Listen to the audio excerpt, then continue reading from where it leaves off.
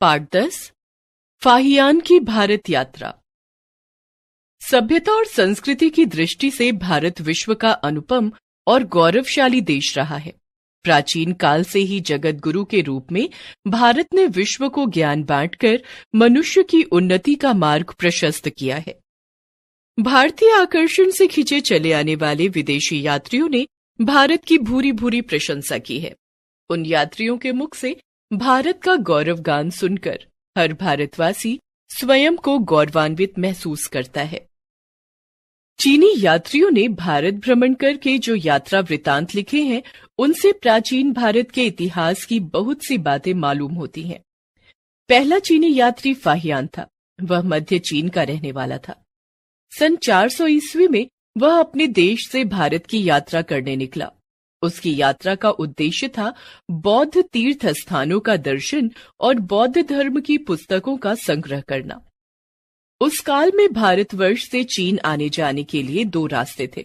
एक रास्ता था खोतान नगर से होकर भारतीय सीमा पर पहुंचने का, और दूसरा था लंका के टापुओं से होकर। पहले रास्ते से भारत और चीन में व्यापार होता था। पहला स्थल मार्ग था और दूसरा जल मार्ग। समुद्र में तूफान बहुत आते थे, इस कारण जलमार्ग बड़ा भयावह हो गया था।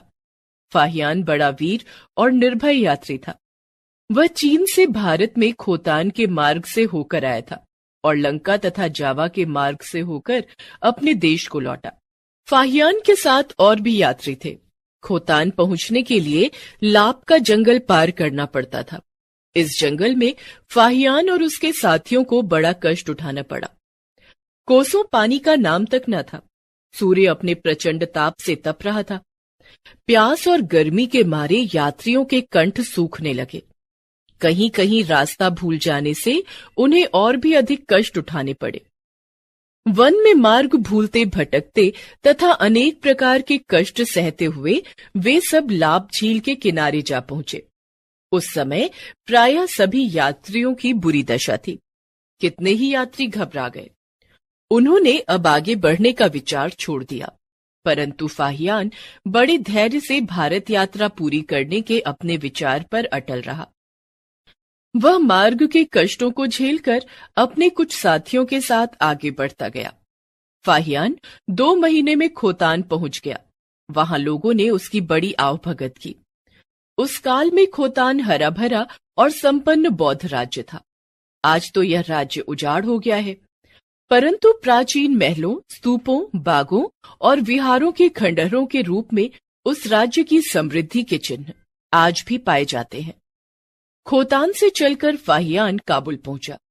काबुल से वह खाद गंधार और तक्षशिला पेशावर आया। उसने वहां बहुत ऊंचा और सुंदर बौद्ध स्तूप देखा। आगे चलकर उसने सिंधु नदी पार की और मथुरा पहुंचा। मथुरा का वर्णन करते हुए उसने लिखा, मथुरा में यमुना के दोनों किनारों पर 20 संघाराम हैं। उनमें लगभग 30,000 साधु निवास करते हैं। बौद्ध धर्म का अधिक प्रचार है।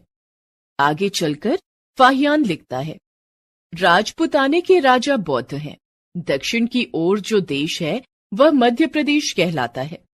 इस देश की जलवायु न बहुत गर्म है न बहुत ठंडी। बर्फ या कोहरे की अधिकता नहीं है। प्रजा सुखी है। लोगों को कर अधिक नहीं देना पड़ता। शासक लोग अत्याचार नहीं करते। किसानों को अपनी उपज का एक निश्चित भाग राजा को देना पड़ता है। लोग इच्छानुसार जहां चाहे घूम फिर सकने के लिए स्वतंत्र हैं। अपराधी को उसके अपराध के अनुसार ही भारी या हल्का दंड दिया जाता है। देश भर में जीव हत्या नहीं होती। बाजारों में कसाई खाने और मांस बेचने की दुकानें नहीं हैं। बुद्ध भगवान के समय से इस देश के राजा महाराजा तथा अमीर लोगों में दान से विहार निर्माण करने की प्रथा चली है। वे लोग भूमि आदि का दान पत्र लिख देते हैं, जिसकी आय से विहारों का काम चलता रहता है।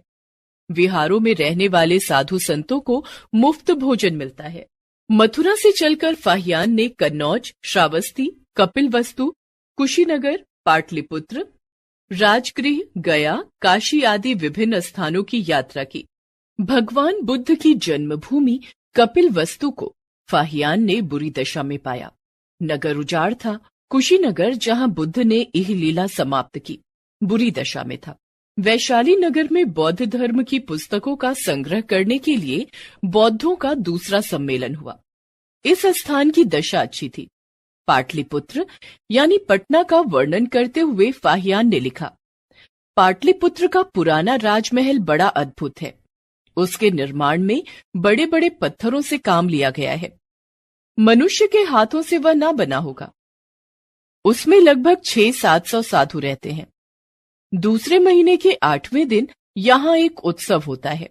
उस अवसर पर 4 पहियों का एक रथ बनाया जाता है। रथ पर 5 खंडों का बना हुआ एक मंदिर रखा जाता है।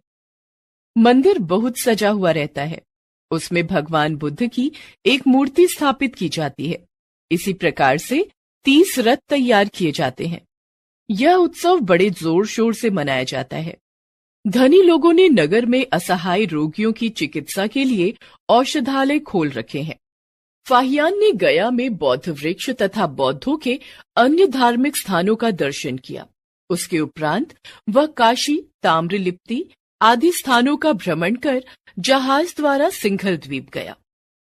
फाहियान लंका में 2 वर्ष तक रहा। भारत की तरह वहां भी उसने बौद्ध धर्म की बहुत सी पुस्तकें और मूर्तियां इकट्ठी कर ली थीं। उन्हें वह अपने साथ चीन ले गया।